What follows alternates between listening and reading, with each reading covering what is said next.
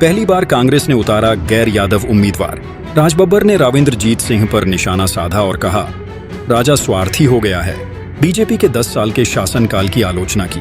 राजबब्बर ने कहा, बीजेपी ने मेवात को ना तो रेलवे ट्रैक दिया और ना ही मेट्रो से जोड़ा।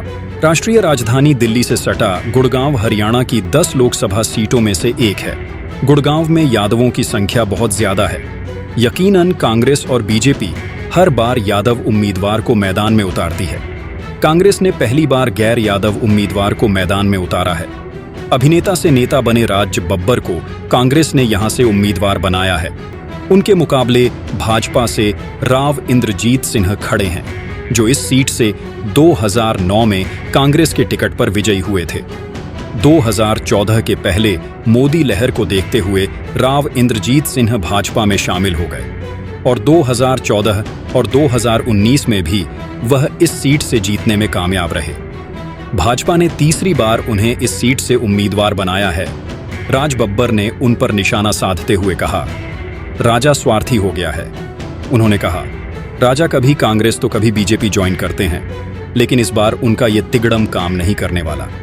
राजबब्बर ने कहा, 10 साल के शासनकाल में बीजेपी ने ना तो मेवात को रेल ट्रैक दिया और ना ही मेट्रो से जोड़ा। उन्होंने लोगों से आह्वान किया कि आइए हम सब मिलकर मेवात की सूरत बदलने की कसम खाएं। राजबब्बर ने जनता से कहा, आप मुझे छोटी सी झोपड़ी यहां उपलब्ध करा दें, ताकि मैं आपके बीच रह सकूं और आपके सुख दुख का साथी बन सकूं। उन्होंने कहा, चाहे कोई भी धर्म हो या जाति, याद रखिए यह हाथ हमेशा आपके समर्थन में रहेगा। कि वो ब्रज भूमि में आए हैं, पास में मथुरा वृंदावन है। सबसे पहले आगरा में ज्वाइन किया और सब उसके बाद सीधे वो मथुरा वृंदावन जाकर उन्होंने दर्शन किए।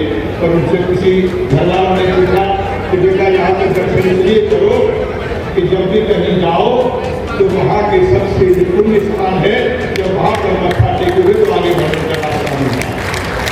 और भाई यहाँ जो शीतला माता है, तो मैंने अगर माथा टेका कि भाई किसी को क्या एतराज, मैं तो अपनी माँ से आशीर्वाद लेकर यह क्षेत्र में आना चाहता हूँ।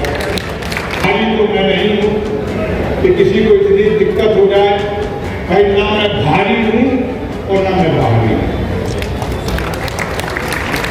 मेरा परिवार, मेरे बुजुर्ग आधे से ज्यादा फरीदाबाद में आ गए, आधे से ज्यादा अम्बाला में रह गए। हम लोगों की नौकरी वहाँ चली गई, पर उन सबका आशीर्वाद था।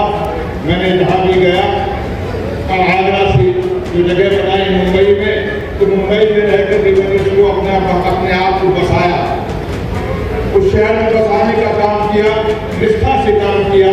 और शायद मैंने बहुत मकानों की दीवारें न बनाई हो, लेकिन मैंने लोगों के दिलों में घर बनाया और दुनिया को